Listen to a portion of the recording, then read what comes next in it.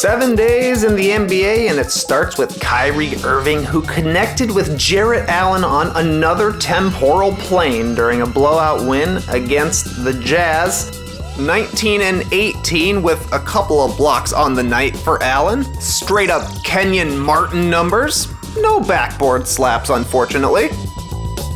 Nikola Jokic continued his low-key MVP campaign in a win against the Timberwolves and added another gem to his highlight passing reel. That's far.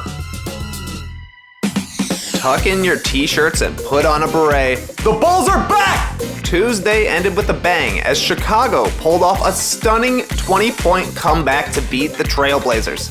Zach LaVine swished a dagger three. Damian Lillard answered with his first bucket of the second half. Pure swishigan from deep. Kobe White made a couple of free throws, and Melo missed a three at the buzzer, sending me flying.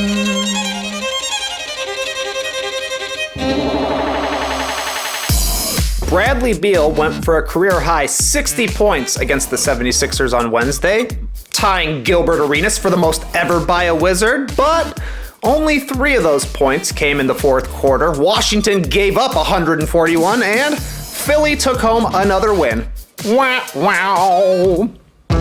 One of the newest Beantown boys became a Boardtown boy. Not a thing. When Peyton Pritchard tipped home a Marcus Smart miss with less than a second remaining to give Boston a big win over Miami.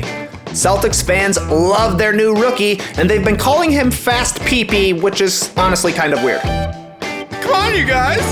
Let's go! You gotta be joking. Austin Rivers hit 5 consecutive shots and scored 14 straight points in the fourth quarter to give the Knicks another win?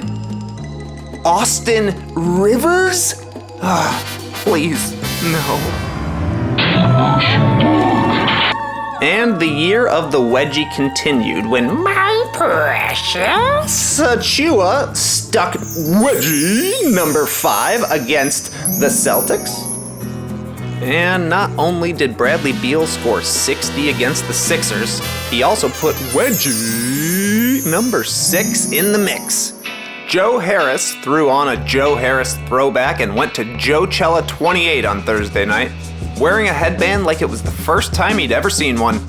Harris scored 28 in a win for the short-handed Nets as Brooklyn unveiled their new Nets jerseys, which are really just old New Jersey Nets jerseys, which everyone loves, but don't sleep on the warm-ups. Insane stuff.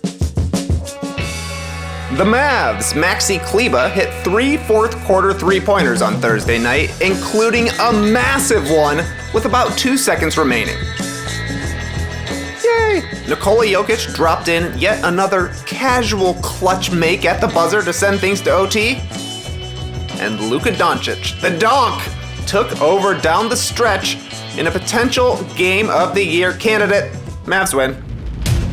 Rudy Gay and the Spurs put the sleepwalking Lakers in a sleeper hold. A Spurry blur recently. That's back-to-back wins for San Antonio because they can just never be bad, ever. Can't happen.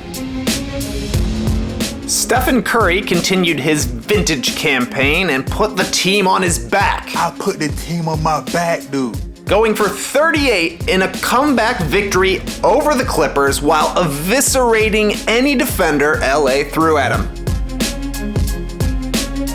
Sorry, Paul. Not your fault. Also on the comeback trail were the Detroit Pistons, who got down by 23 early against the Suns, but rode Jeremy Grant to an overtime victory. He was driving, he was dishing, he was dunking, he was doing good.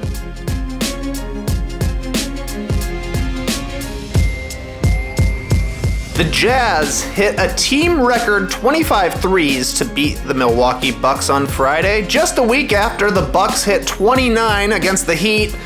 Everything comes out in the wash. And Hornets Pelicans was a dunk fest. Get up, Terry. Ooh, get up, Zion. Everybody get up. It was all about the rookies on Saturday. Tyrese Maxey got his first start for the short-handed Sixers, going for 39 points in a loss against the Nuggets as Philly ran out a squad made up almost entirely of first names. Yes, Maxey is a first name. Rewind 2 minutes for proof. Uh-oh, welcome to Big Baller Zone. LaMelo was balling on Saturday too, putting up 22 points, 12 rebounds, and 11 assists in a Hornets win, while becoming the youngest player in league history to notch a triple-double. Apparently he played a lot of 21 growing up. You may have heard of his family. Zach LaVine made 10 threes against the Clippers on Sunday, going for a season-high 45 points on the afternoon. An 11th three, however, would have tied the game for the Bulls. Definitely would have liked to have seen that 11th make. The Minnesota Timberwolves, hey, remember them? They got their third win of the year on Sunday, their first since the first week of the season, as big man Naz Reid debuted a completely unguardable move. It's not exactly street legal. Call him Michael McDonald because CJ McCollum hit a smooth go-ahead jumper with 10 seconds remaining against the Raptors on Monday.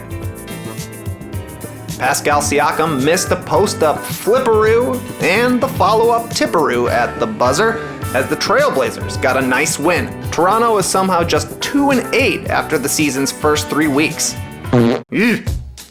De'Aaron Fox punctuated a big win over the Pacers with a huge dunk in the game's final minute. Little chest bump, little flexing, little bit of a hip bump, and of course, a primal scream.